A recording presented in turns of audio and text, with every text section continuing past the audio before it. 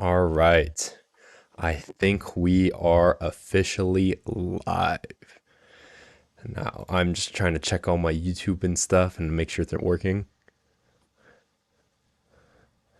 So if you hear me in the background, I know there is a slight delay when I stream. Perfect. It is working. Let's freaking go. So, for anyone that's on Instagram, I just posted the new link. Sorry for a ton of technical difficulties.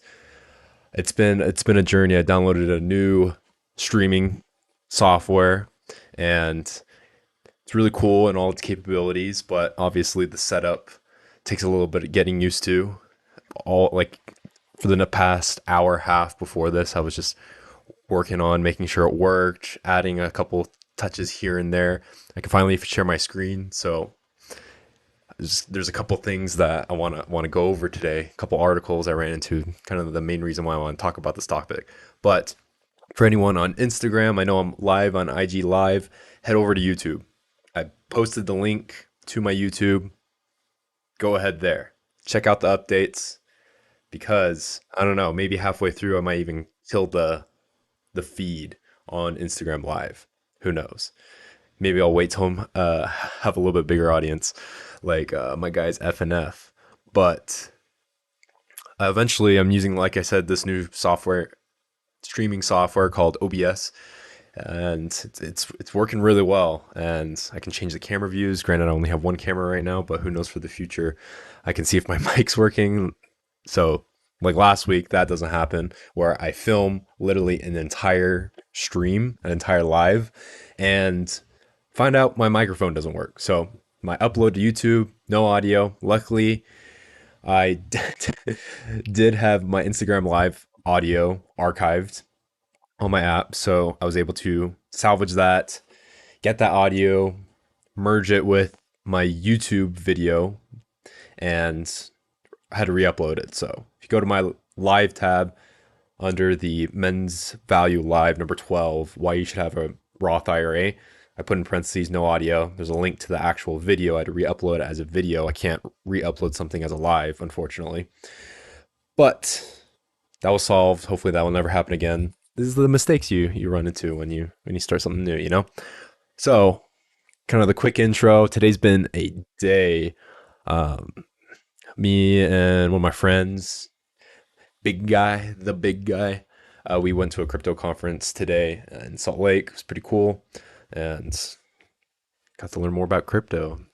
I'm very bullish on crypto. I'm not like 100% allocated in crypto, nor will I ever be, but I'm trying to increase my exposure to crypto and just because it's the future. They talked a lot about obviously crypto, the blockchain, regulation, where it currently stands, where it might turn into in the future, AI and how AI, blockchain, and quantum computing all kind of relate to each other and how they can work hand in hand with each other. It was super cool. Met several people, and I don't know, maybe eventually I'd work in the crypto space, but we'll see. Who knows? But it was a fun time. We got to learn a bunch of stuff, drive some EVs. They had like a little EV dealership booth outside, so we got to test drive. I got to drive another Tesla Model S, pretty sick. My friend Garrett, he got to drive a Rivian. We got to hop in a EV Hummer, and I'm all for engine vehicles. I think I'll forever have a engine vehicle. I want a muscle car someday, a nice Mustang or something like that. But those EVs are pretty sick. They go 0 to 60, all of them, even the trucks, the Hummers, under 4 seconds. The Tesla, and it was crazy because I drove my boss's Tesla like back in 2020, and supposedly that was back when the wheel was just a wheel. Now, I think in 2021 or something like that, the guy was telling me they changed it to a yoke instead of an actual wheel. So that was pretty sick. It was kind of weird turning, but you punch that thing 0 to 60, 3.1, 3.2 seconds. That thing goes. So came back from that, had to do some stuff at work, and then I came here, immediately started prepping for the stream. This week's been pretty crazy, and it's crazy. It's already halfway through. Happy Memorial Day, and this kind of coincides with Memorial Day. Talking about patriotism, or maybe the lack of patriotism. So short week. Tomorrow's Thursday, almost the weekend. Got a couple things planned that are fun. So it's a journey, and yeah, I've been spending the past hour, half 2 hours, trying to make sure this streaming software is working. It's working great. My mic's working, and I didn't have a ton of time to prepare for the topic, but I already knew what articles, and I found a couple other stuff I wanted to talk about, and I was brushing some stuff up this morning before I got to the conference. But sorry, that's kind of a long-winded intro, but a lot of stuff happening, a lot of stuff in the future. Hoping to use the software and kind of customize a little bit more. Um, for my men's value tips, you'll see this next upcoming weekend. I did get a mic. Actually, should be here. Today's Wednesday. It should be here tomorrow. So better audio for that. So overall, improving the quality, learning, but we'll see how it is in the next year or so. It's kind of exciting. But today's topic, long-winded intro, I know, but is patriotism dead? And it's crazy. We're living in a super polarizing time, politics, and I typically am not. I don't like to get political at all, and I don't intend to really get political in this video. It's just kind of like what I'm observing, just stating observations. I won't really go into my opinion on stuff, just because it's not really what I want this platform to be, but I think it's interesting to see kind of what's happening in this country, what's happening in the news, and it's important. And I know there's a ton of negative stuff. There's a lot of positive stuff as well. I talked about in my victim how to overcome victim mentality stream, but I think it's kind of the world we live in nowadays, and we just have to kind of take what we get and improve from it, learn from it, you know. So that's just kind of how it is. Now, in the news, there's been a lot of talk of a lot of divisiveness with the upcoming election. It makes things really interesting. Got Ron DeSantis from Florida going live on Twitter. It kind of having a hiccup in the software behind Twitter Live, and the big media making fun of it, kind of trashing on it. And then, of course, we got President Biden, and he's going to rerun for president. And then, of course, Trump. Don't really have to talk much about him. Everyone already knows. So, and with this past Memorial Day, which it being a holiday to celebrate and to honor those who have sacrificed in our military for our country, for our freedom, for other people's freedom. And there we kind of celebrate patriotism. And nowadays, with kind of everything that's happening in specifically the United States, and I guess you could argue kind of the rest of the world too, but a lot of this generation, specifically my generation, Gen Z, I know a lot of my friends get upset at me for saying I am Gen Z, but technically I am born 1997. That's the year Gen Z starts, and going into, I don't even know what the next generation is called. I think we're technically all Gen Z now, but millennials, so the generation before us. And if you think of millennials are like my oldest brother, he's like in his 40s, and then what is it? Gen X is, or baby boomers, something like that. So baby boomers, those are my parents and their generation, and just looking at this at statistics, I'm all about statistics and their levels of patriotism, or them thinking America in the U.S. is one of the best countries, if the best country in the world. Those stats have dramatically dropped since the time our parents, or what our parents think and believe, versus millennials, so my brother's generation, then my generation, what we believe. It's kind of shocking. It's crazy. And I'm all for, like, I like to deem myself very patriotic. I'm very proud to live in this country, especially of being of different ethnic background. A little, I kind of want to jump into a little story about my grandparents. So my grandparents are immigrants from Japan. So obviously, I'm talking about my mom's side of the family. My dad's side, they have been in the U.S. for a while. So a little bit different. They immigrated from Europe, I believe, but that was back several generations ago. My on my mom's side, her parents, my grandparents on her side, it's a little bit more close to home just because I got to talk with them. I got to kind of hear their stories as well as their brothers and sisters and their family because pretty much all of them were immigrants from Japan. And I think that's really cool. And being ethnically diverse, but still appreciate the country I live in, the kind of the need we have to acclimate to this mixed culture that we have and kind of the awesomeness of a mixed culture. I think it's something very unique that the United States can provide and has that doesn't you can't really see that in many other countries, maybe apart from say Canada or the UK. Because there's not too many other countries where people are waiting on a list for months, for years to become a citizen and to live in, you know? You don't see people waiting outside, waiting in lines, waiting for years to be approved to live in Russia or live in Iraq or live in Mozambique or some random country, Zambia.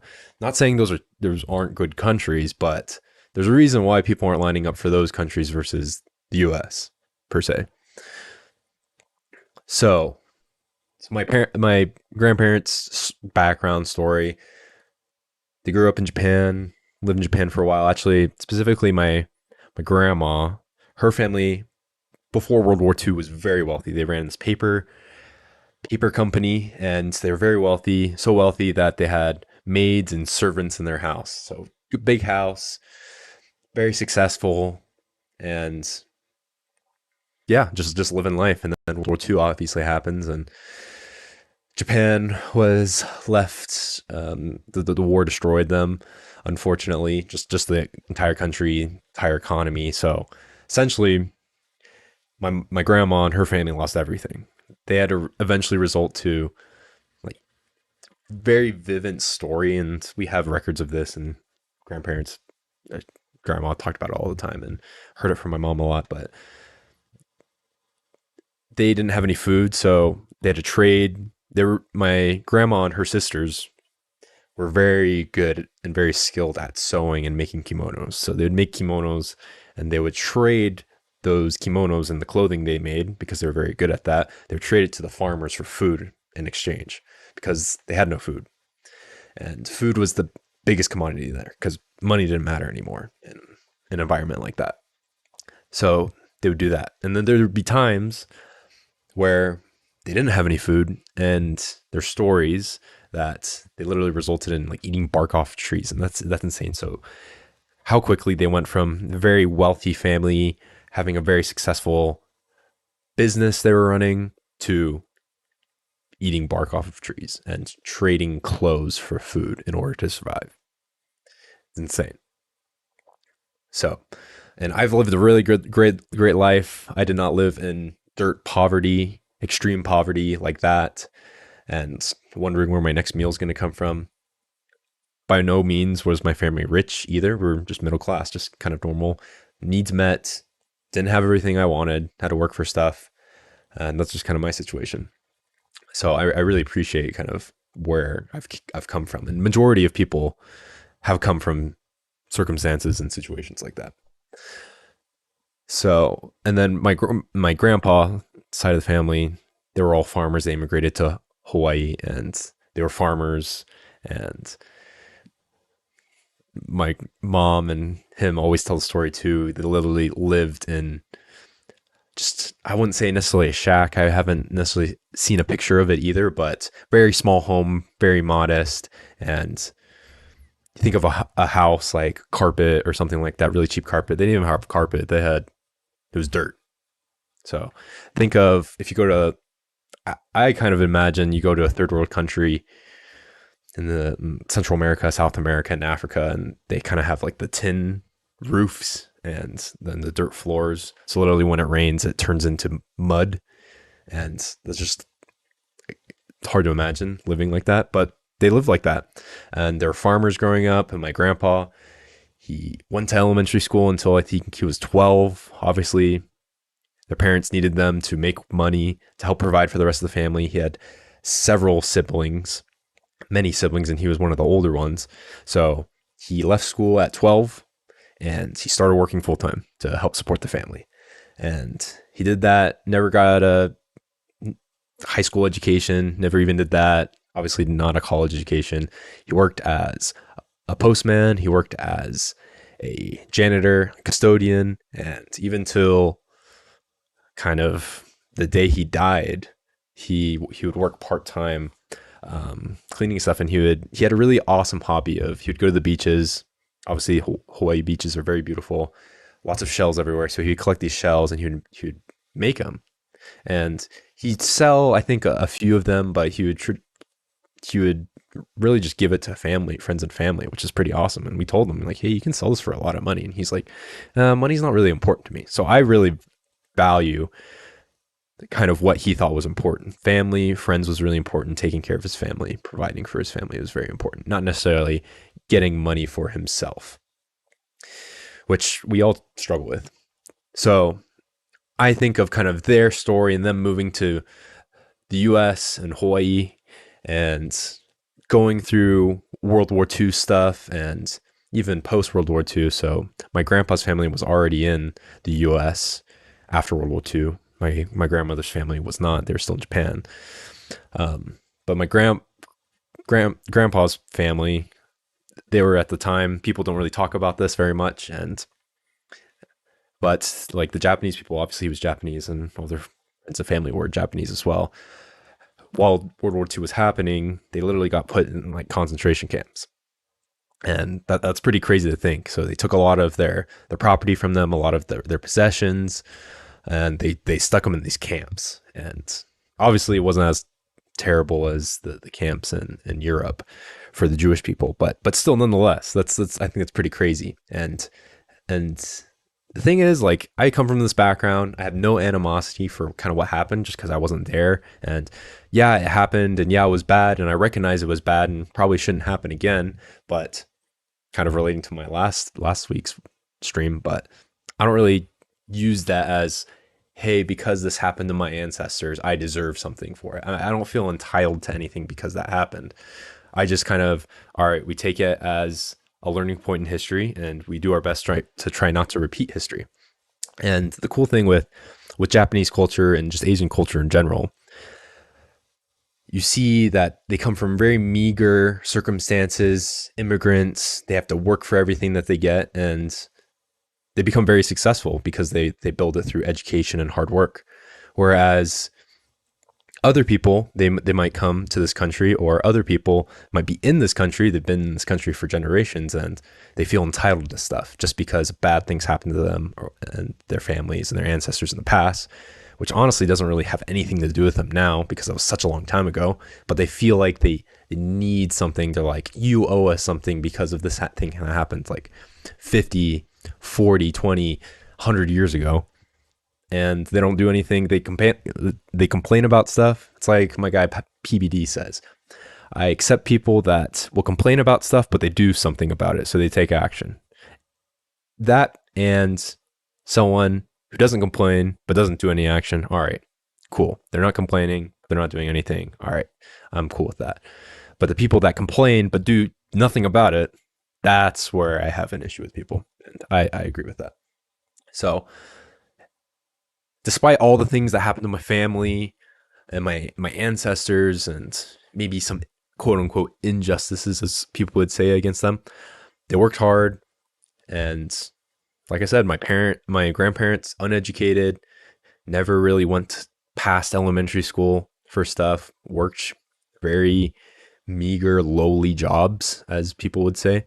And then they had my mom and all of her siblings. All of them went to college except for one. He's still making a very good living for his family. He has 7 kids, my uncle. So all of them except for him went to college educated. My mom became a nurse. One of my uncles became executive in very large Fortune 500 companies, and all of us have great families, and we're doing really well. And you see us grandkids, we're doing really well. All of my siblings, college graduates, very good careers, or parents as well. And we're doing good in life. And that wasn't built, nothing was built off of entitlement. All of us siblings worked for what we had. And I can say all the same for my cousins as well. Nothing was really handed. Obviously, we received help from parents and from family when needed, but we never relied on it, nor did we want to rely on it. So, despite all this stuff happening, we turned out really well. And I think we want our kids and our generations after us to do even better. But specifically, my goal is to do that without having my kids feel entitled to anything. So, despite all this quote unquote bad stuff that happened to my grandparents in the past, I'm still very patriotic. We live in the best country in the world. I think of the past since the United States started. Whether or not it will stay like that, I hope it does, and I think it will. But there is a possibility that, who knows? And there's people that say right now, U.S. isn't the best country in the world, which I think is bogus. It still is. Obviously, there's stuff that can be improved on, should be improved on, but nonetheless, it's crazy because a lot of these people that say that it's not the best country in the world, they've never lived anywhere else. So, all right, I want you to try living in Poland. I want you to try living in Brazil. I want you to try living in some random country. Let's just say Afghanistan or something like that. Obviously, I've just picked kind of crazy countries. Try living in Australia. The things in the United States, obviously places do have their pros and cons. I live in Japan. There's lots of pros. There's also some cons. But I would say overall, the pros for the United States living here is a lot better than the pros of living in Japan. But nonetheless, there are great stuff about living in Japan as well. You can literally leave your wallet on the train and leave it for an hour, come back to that same train, probably still there, either that or at the nearest police box. That's not going to happen in the US. You leave your wallet for 2 seconds, someone's going to steal it. That's just the culture. So, despite all that, very patriotic, I think very highly of this country, and I think we have very good foundations, and we're starting to lose those foundations, unfortunately. But that's kind of my spiel on kind of my background and their story and kind of what it led up to today. But the reason kind of why this topic was Patriotism Dead, this conversation kind of came into my mind is from a few articles. I've seen a few of these articles from a while ago, and just even more so, some stuff I've been seeing on social media, and social media its own, I'd say, swamp, cesspool itself of stuff, especially political stuff. But this one is from, these are stats taken. It's really interesting. First one's from the Wall Street Journal. So right now you kind of see my main camera. I'm going to do this cool little transition to, okay, not that one. I forgot that my tab on YouTube was open. My cool little switch right here. Boom. That's what I'm talking about. That's the production quality I'm talking about. And hopefully we can improve on this and this can get better and can be higher quality. But I figured out screen share using the software. It makes it really easy and you can still see me at the same time. So pretty sick. So this is from the Wall Street Journal. Talks about, obviously the title, America pulls back from values that once defined it. There's a poll that they did and kind of compared people's thoughts and what they felt about certain topics. A couple of them being patriotism, religion, having children, being involved in the community, money, and there's a couple other statistics as well on based on age groups and what they kind of what they deem as valuable or not out of some of these different topics. It's crazy because you look at some of these graphics. I think, oh yeah, it was the University of Chicago, nonpartisan research organization. They did this study. I don't remember exactly. I'm sure if I clicked on the study, and I'll put this in the link in the description as well as everything else I go over, so you can check it out. But that's really the crazy thing. If you look at these graphs, and I think it's comparing what from 1998 to 2019 even to 2023. So this is a recent study. All right, let's look at this first one. Percentage to who say these values are very important to them. Well, patriotism, like I said, topic of our discussion today. Patriotism. And you look at the stats, 1998. All right, that's pretty dang good. Hopefully, I mean, you kind of wish it was a little bit higher. You think it'd be in the 80%, but all right, 65%. I mean, I think that's around 70%. All right, 7 out of 10 people think patriotism is very important. You think about this time. This was around the time it was I believe the Gulf War and stuff, and we're going to transition to Operation Desert Storm and the war in Iraq.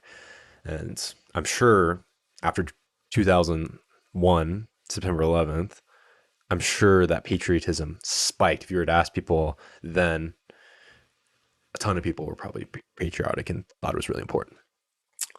But you think of, all right, 70% 1998, 2019 drops down to around 60%. Okay. 2023, and this is only 4 years. It's crazy. You have around 60% drop, 40%, maybe even below 40%. So 4 out of every 10 people think patriotism is a very important value to them. And then same thing with religion. And we can talk about this all day, but the topic is patriotism today. Religion, same thing. 60%, kind of the foundation of the United States, was based off of religion, freedom of religion specifically. And look at that. It dropped close to 40% or below 40%. Having children, this one's insane, and it perfectly reflects in kind of the birth rates that we see right now compared to 20 years ago. 60% thought it was really important, down to today, what is this, like 30%? 30% of people? That's insane. Thinking having children is very important, which specifically in my religion, Church of Jesus Christ of Latter-day Saints, is very important, but even within the church, my church itself, it's becoming less and less important for a lot of people. And community involvement, you see a giant spike up in 2019. I'm not sure why there's just massive dip in 2023. I wonder if that has to do with COVID or not. And then money. And obviously, money, resources, education, all of it's probably following this sort of pattern right here. Going up and up and up. Granted, it's not a bad thing unless it's solely money and you're not really using that money to help other people. I like it when Bedros Keuilian, he says, money doesn't buy happiness. Well, you haven't used enough money to help other people, and definitely produces happiness. Because, yeah, maybe not for yourself, but if you use that money, make a ton of money, more money you make, you can help more people. And the more people you help, therefore, more people can be happy. So I thought that was a really interesting take. But let's see. All right, let's look at this graph. This one is the percentage who says these values are very important to them, shown among the youngest and oldest age group. So this breaks it down by age group, which I think is really important, and it shows a lot, especially for people in my generation, people that are in their teens as well, or 18 per se. So patriotism, 65 plus, 60% of them say it's really important. 18 to 29-year-olds, all the way down to close to 20%. So that's a 38 or 36 percentage point drop in the two different generations. That's pretty insane. Having children, it's roughly the same. Or actually, it's a lot less, but still, 9-point drop. And then religion, 24-point drop. Hard work, which I mean is really important. Everyone should hold hard work as a very important value and necessary skill. Drops 14 points, which is crazy, because I'm like, all right, if you don't think hard work is a very important value, what are you going to teach your kids? Or, I mean, it's funny because people's values typically reflect in their behavior, and it's sad, but I mean, it's kind of clear that you can kind of tell which people think hard work is a very important value and who aren't, and who the people who don't think it's a very important value. You can see it in their health and their fitness and their job, how they raise their kids. It's manifested in all parts of their life. So I think it's really interesting. And this kind of breaks it up between different political views. And I mean, it's kind of what you would imagine. Republicans a lot more patriotic than, say, Democrat, which is funny because I mean, people think of patriotism. This is how the media skews a lot of stuff, as they deem and they paint patriotism as this far like right wing ideology. It's like if you're a patriot, then you're all doing all this super right wing stuff, and that's not what the definition of it is. It's just they kind of twisted the definition to fit their narrative and to kind of deem it as a bad thing. And you can see all the same thing about religion, having children. Typically, a lot of that stuff is more geared towards Republican ideology, community involvement. I'm surprised actually Democrats don't think that's a little bit more important. Everyone kind of thinks money's important, so it's interesting about that. And then this is other political stuff, which is interesting. I'm not going to get too far into it, but I'll put this link in the description. So I wanted to talk to that, and I kind of my takeaways from that is it's crazy how things have changed in the past 20 years. And 20 years, I mean, it's a decent amount of time, but it's nothing too crazy, you know. So I'm actually going to go to one more article, and it's kind of splits off. It talks about two different tweets, which I think are really important. So only 16% of Gen Z adults are proud to live in the U.S. So it goes with my talk about them thinking the U.S. is one of the best country in the world and love living here. And it's interesting because a lot of these Gen Z adults, I kind of paint them as kids still, but a lot of them have not even lived anywhere else. And I talk about that in my travel abroad versus, or traveling versus living abroad. Big difference between traveling abroad and living abroad. Traveling abroad, yeah, you get to see all the sites, you do all the tourist stuff, you might mingle with the locals here and there, but max you're there for 1, 2, maybe 3 weeks, and you don't really live life as a local. You never have to assimilate to their culture. You don't have to learn their language. You can pass by being a tourist, and it'll be all fine and dandy, and you'll get treated really well, and life's good.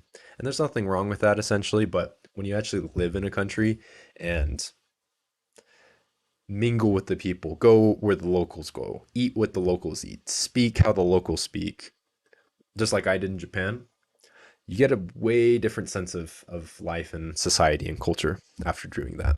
And I think it really expands your appreciation of different cultures and realizing that people live different ways, and that's okay. Doesn't mean our way is necessarily the best, doesn't mean their way is the best, but there are some comparisons you can do. Like, you live in Japan, unfortunately, like it's true, but if you're not Japanese, then you get treated a lot differently than if you are Japanese. And if that were to happen in the United States, it would be a huge uproar. But that's just how the culture is.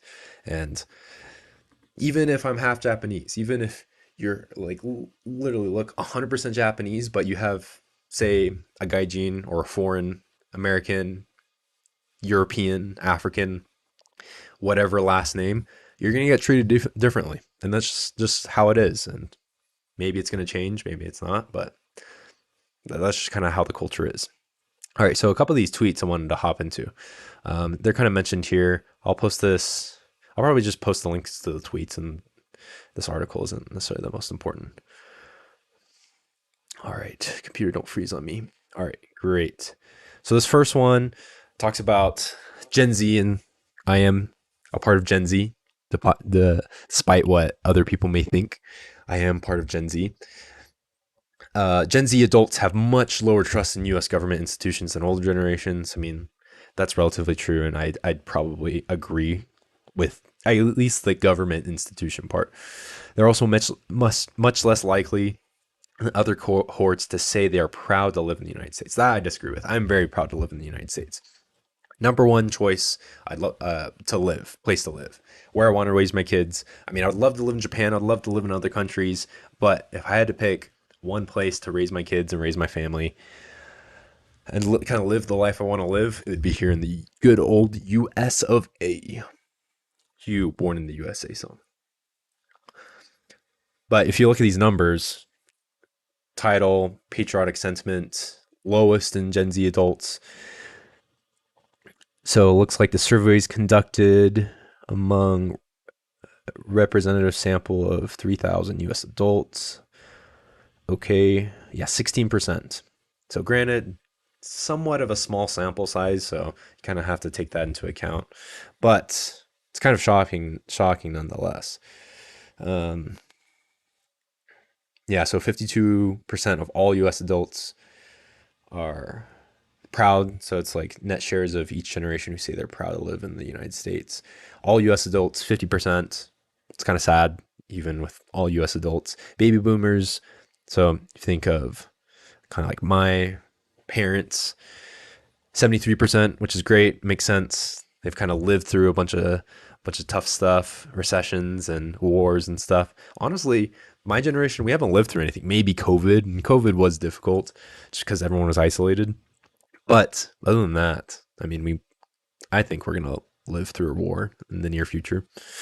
Uh, Kind of somewhat going through a recession right now. Kind of went through a mini one in COVID, but COVID was just like a weird time.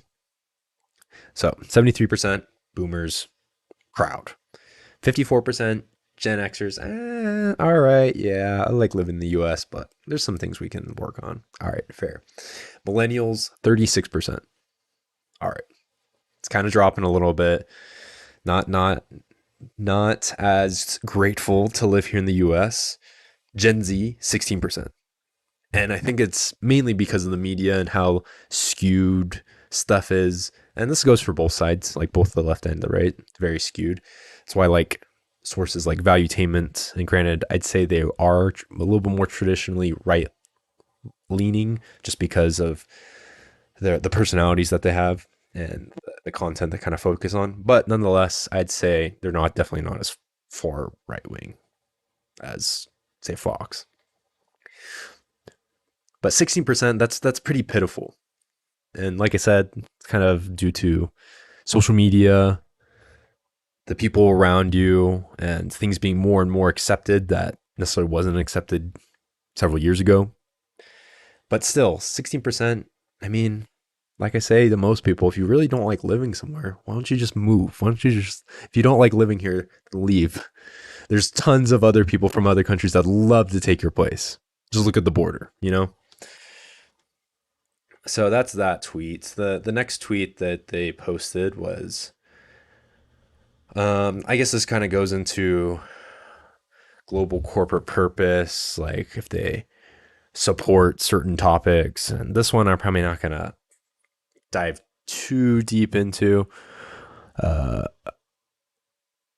just because there's a lot going into it. Support the U.S. military, abortion, BLM, all this stuff.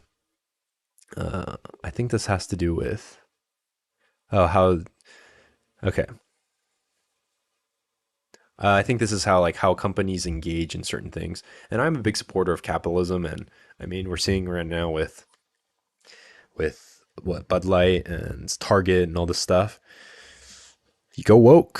Fortunately, I think you do go broke. But that's just my opinion. But the more you should not pander to a very small percentage of people that are somewhat extreme.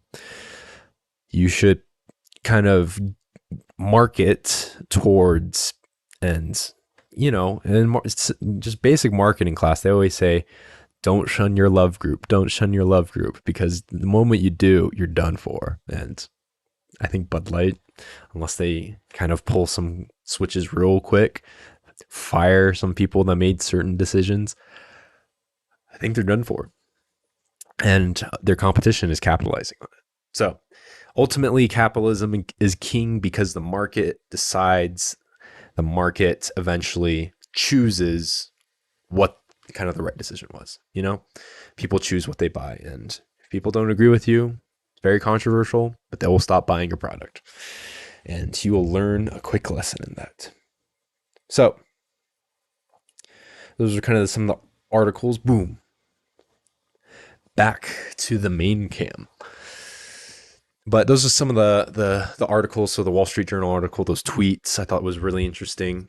Let's see where we're at time wise. I think I can see. We're already at 40 minutes. Dang, this is going a lot longer. So I'm gonna probably kind of wrap up right here. Those are the kind of the main things, and the main takeaways is I think it's really interesting. I mean, with the big boom in social media, the big boom and the internet, you can and the availability of information, both false information and skewed information, has drastically impacted my generation, specifically the youth of this country. And kind of the traditional things and this is not necessarily a bad thing either, because traditional ideologies can sometimes be outdated, can sometimes be old. If you think of technology, like people never thought the internet was going to be a thing. People never think that crypto or blockchain is going to be a thing. People don't think AI is going to be a thing. They're going to be left in the dust because that is the future. That's what's going to happen. It's going to happen whether they want to or not. So, but I'd say foundation. I think foundation of morals is very important, whether that's in religion, which I'm a big fan of, or some sort of just morality system. I think each kid in the US needs some sort of basis for that, just because if parents are doing their job, teaching their kids kind of these base moral foundations or foundation of these morals, then they'll fill in the cracks other ways. They'll get it from social media. They'll get it from other sources of media. They'll get it from celebrities. And to be fair, to be honest, do you want your kids learning their base foundation of morals or lack of morals from those outside sources? Probably not. And if you do, what kind of people are they going to grow up to be, and what is society going to look like if all of these kids are like that? So it's interesting. Food for thought. Um, Big proponent of patriotism, being patriotic, and the definition, not how maybe some people skew it, but really living up and being proud of your country and defending the values behind it, I think is really important. I mean, think of just a company you work for. There's base values that you have, company foundation that is set by the management team, and there's a reason for that. If you have no foundation, if you have no values, then you're just living life in limbo and flow, ebbs and flows, and you're not going to stand for anything. You're not going to have some baseline where you can derive experiences and future decisions on. And I think it's not very intelligent. It's not very helpful to the community. It's something that does need to be solved, and it starts with the parents of the youth, and then us whenever we become parents, have our own kids. It'll come down to us to teach our kids, and just because the parents either teach the kids, or the kids will learn from somewhere else. Like I said, from those outside sources. And it'll be interesting to see how this kind of plays out with the whole election coming up next year. So only time will tell. But is patriotism dead? We kind of discussed that today. Went over a few articles. Went over kind of my own background story with coming from I didn't come from a different country. I was born and raised here in the States, in Texas, greatest state. But my grandparents, they're immigrants, and obviously on my dad's side, back in the day, they're immigrants from Europe as well. So that's the importance of living in a great country and appreciating it. And like I said, I'm an advocate for not only traveling but living abroad. So go live abroad, live somewhere for an extended period of time, and then come back, and then you can kind of see what the pros and cons of living here versus there. Depending on where you live, I can guarantee you're gonna miss a lot of stuff that's here in the U.S. if you leave. So I'll leave you with that. As with everything, try to help you guys get stronger, smarter, healthier, and wealthier.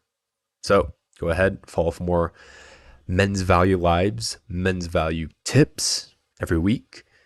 two times a week, every Sunday and Wednesday, and for my other content as well. So, good night. Wish you well.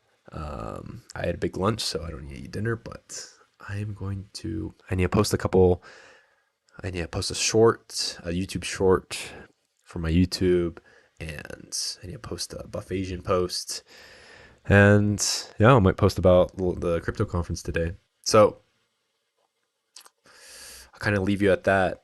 And let's see, is there anything else I wanna hit on? I guess the main reason kind of wanted to talk about this topic is I think it's important to talk about what's happening in today's society. I think it's ignorant to kind of not necessarily shun, because if you're shunning something means you somewhat understand what's coming at you, but like totally be oblivious to what's going on. I think that's not smart. That's not intelligent for yourself or for your family or whoever. Just because, yeah, we vote, and we vote for leaders that will lead us in this country and our communities, and we need to be aware of certain stuff. So it's important. A lot of people wouldn't think, oh, I think a lot of people still think the US is great, but clearly not. So that might influence future leaders of our communities, of our country. Also might influence maybe our own kids, future kids, maybe other kids our kids will interact with in school, in sports, and other things. And it's important that we learn ourselves so we can teach our kids ultimately, or provide for our family, and the not just financially, monetarily, physically, but mentally, emotionally as well, for when they run into stuff. And it's happening to my nieces and nephews, my siblings' kids, as we speak right now. So that's why it's important. Build your knowledge, build your mind, know how to describe what your ideologies are, and be willing to listen to others. And big fan of Patrick David, his podcast. He invites many people from many different ideologies. He tries to learn from all of them.